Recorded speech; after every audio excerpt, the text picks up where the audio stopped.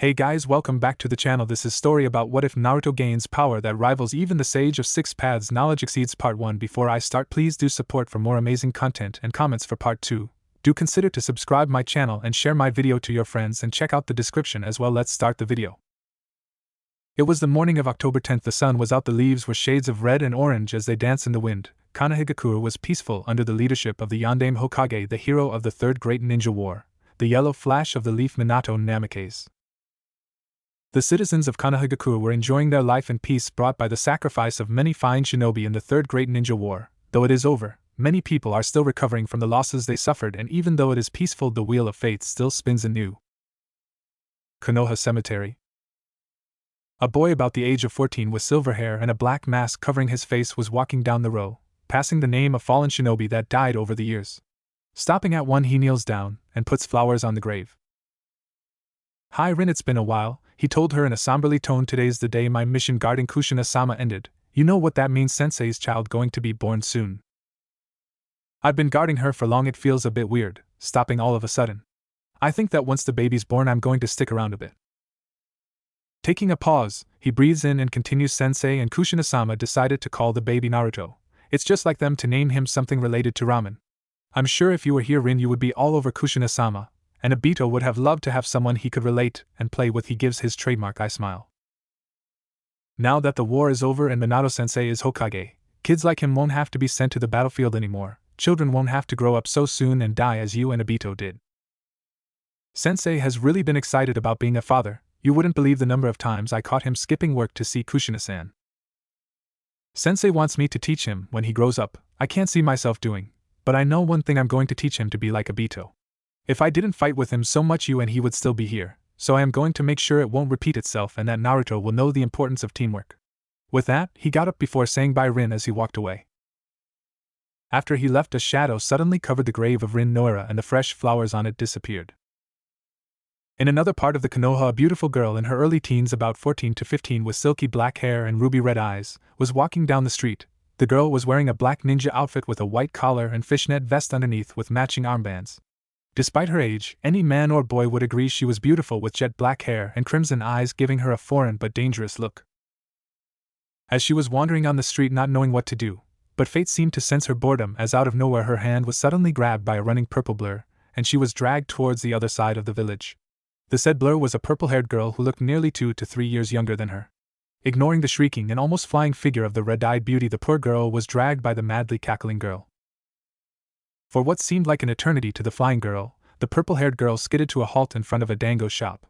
The girl rushed into the dango shop, leaving the red-eyed beauty outside of the shop in a dazed state. The condition on her face clearly said that she was not used to the free ticket flying. Finally snapping out of the stupor, she too entered the dango shop and sat glaring daggers at the 2 years young girl in front of her who was eating dango like there is no tomorrow. As she shoved the last one in her mouth, her face starts to go purple, the same as her hair, as she grabbed a cup of iced tea and guzzled it down her throat. Coughing after her near-death experience, she grabbed the nearest dango and continued to wage war on dango kind everywhere. Kurenai could only sweat drop at the behavior of the girl in front of her. "What's wrong, Anko-chan? You've been eating guzzling dango for 1 hour. At this rate I'm going to run out," the waitress asked in concern. The sudden arrival of the waitress got the attention of Kurenai, who was still glaring at the girl, now named Anko. Anko's smile dropped a bit as she replied in a sad tone, "Sensei been upset and acting strangely for a while. I think he's upset that he wasn't chosen as the Yondaime. He's been keeping his distance lately." "Aw, poor Anko-chan, but don't worry. All you have to do is be there for him, and I am sure he'll cheer up eventually." She smiles at her favorite customer. "What do you think, Kurenai-chan?" The waitress suddenly addressed Kurenai, who eeped a bit at the sudden spotlight. Kurenai fidgeted a bit at the look Anko and the waitress were giving her. Not knowing what to say, Kurenai just told what came to her mouth. Be with him, make him realize that he is not alone in his life. Be a light in his darkness. "You really think?" She smiles, her eyes pleading to say yes. "Of course. How could he not when he has such a caring and cute student like you?" She stroked her hair, trying to assure the sad girl. Kurenai too nodded in agreement. "Here, next one's on the house," she says as she gives her another serving of dango, "but make sure to eat it slow. I don't think I'll survive losing my best customer." "Really? Thanks, you're the best." Bachan before a wooden try hits her on the head. "Watch your manners, young lady, or no more dango for you." Anko gives a look of horror and stares at her as if she said the world will end tomorrow. "No, not the dango, Hanami-san. I can't live without it, please don't. She starts to cry and scream that the sky is falling, that the world ending. Hanami can only shake her head as she says in a tired tone, sometimes I worry about your child. If the world really was about to end because of Dango, I don't know which side you would pick. Meanwhile, Kurenai was sitting silently and watching the antics of Anko with an amused expression on her face. She will definitely choose Dango, Hanami-san. Just as Kurenai said this thing, Anko took one empty Dango stick and points it at her with a glint in her eyes as she exclaims, Dango, of course, and oh Dango and oh life. Hanami can only cry tears as she goes and tends to the other guests. For what seemed hours to Kurenai as Anko was continuing her war on Dango until Anko was so fully packed. Cleaning her teeth with one of the Dango sticks, she turned towards the awkwardly silent sitting girl. So Kurenai-chan, how things have been? Anko suddenly asked, breaking the silence like a sheet of glass. With a small sigh, she replies, it's been alright. Ota-san been teaching me more genjutsu, but that's it. I don't think he trusts me very much. Whenever he sees me, he treats me like a kid. She huffs at the last part. You are right, all adults will always treat us like a kid that needs protecting. We are shinobi now, we can take care of ourselves. Anko told her. For example, look at Asuma, he always seems frustrated about his own father. I can't imagine how Sandaime-sama handled him. Well, it's no surprise, he has lived through not one, but 3 of the great ninja wars. It's good that we finally have Yondaime-sama though. She stated in admiration, I mean, he's basically the reason we won the 3rd ninja war. Anko giving a nod of acknowledgement. I know even Orochimaru-sensei says that Yondaime-sama is even stronger than him and maybe on par with the Shodai Hokage. Wow, really looks like we're going to have another god of shinobi in the making then. I knew he was strong, but I didn't think he was on par with Shodai. Impressed not having seen the Yondaime in action. Yeah, I was surprised when sensei said it. I always thought of him as unsurpassable, but I never thought that he would consider someone superior to him. But it's good for Konoha that everyone agrees that with Yondaime at the helm of Konoha is heading into a new golden age. Yeah, I know it's hard to believe it wasn't really that long ago we were at war. Kurenai said, looking outside at all the smiling people, but now look, it's so peaceful. Anko smiled in return as well at the peaceful environment of the village. It was sure intoxicating, but little she did know that the environment was going to change very soon. The Hokage Tower. The Yondaime Hokage was just finishing off the last of the most powerful foe known to man paperwork while his predecessor talked to him, but the Yondaime could tell that he was really here to gloat at finally having managed to do that which both the Shodai and Nidaime Hokage couldn't do, and that escape the evil clutches of paperwork and enter blissful retirement. Today's the day. Minato-kun, the Sandaime Hokage, is wearing a gray and modest kimono as he strokes his still barely brown beard. Yeah, I'm nervous. I mean, it's just unbelievable. Every time I saw Kushina I just can't help but think it's all a dream, Minato confessed with a smile. But if you looked closely you could see the concern in his eyes and a single bead of sweat on his brow. So do you think I'm ready? I mean, the all-powerful Yondaime stuttered out. Of course, my boy, all fathers are like that when they have their first child. The grandfatherly old man told him, his eyes full of kindness as he puts a hand on Minato's shoulder. Was it like that for you? Minato asked, hoping to get some insight from his predecessor. At the question, Sandaime's eyes harden as he remembers the time long past. No, it was worse. Both of my children were born into times of war. He looks at Minato and gives him a gentle smile. But your child's going to live in a time of peace thanks to you, and I know you will be fine. I know, and I'm thankful for that. But I just don't know if I'll be a good father. When I was an orphan myself, Minato confessed. I mean, what am I supposed to do? How do I handle this when I never had parents myself? Nonsense, my boy. If you truly want to be a good father, then give him everything you never had and I'm sure he'll be fine. The Sandaime told him. You're right, he said, getting up from his chair. It's time. Is everything ready? He asks, looking serious as he walks out the door as the Sandaime. Yes, you don't have to worry. The safe house is well guarded and my top Anbu were brought in to act as the guards. Not only that, but my wife will be there to personally help you through it. Thanks, I hope everything goes well without any problems. Don't worry, my boy, by this time tomorrow I expect you to be introducing me to your newborn son. As they walk out the door, smiling at his encouragement, Minato continues to the safe house where he'll meet his wife. Gunma, Rado, Tatame. Minato calls to his bodyguards and the 3 men appear before him, a 17-year-old with a bandana on his head and saban in his mouth, a 19-year-old with the standard Konoha Hittite and a black sword on his back. His face also had a scare that came from one side of his to the bridge of his nose.